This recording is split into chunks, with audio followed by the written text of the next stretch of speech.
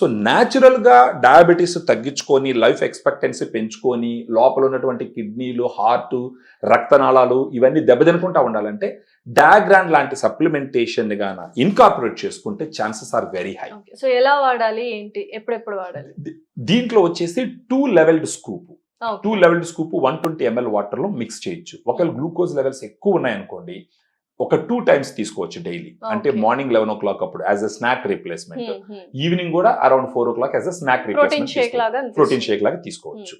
So ఒకవేళ glucose levels two high లేదు వాళ్ళల్లో ఏదైనా రోజుకు ఒకసారి తీసుకోవచ్చు. సో దీంట్లో వచ్చేసి ఆల్మోస్ట్ మనకు వచ్చేసి 16 సర్వింగ్స్ ఉంటాయి అన్నమాట. డయాగ్రాన్ లో వచ్చి ఫర్ 100 grams పౌడర్ కి డైటరీ ఫైబర్ 14 grams ఉంటుంది.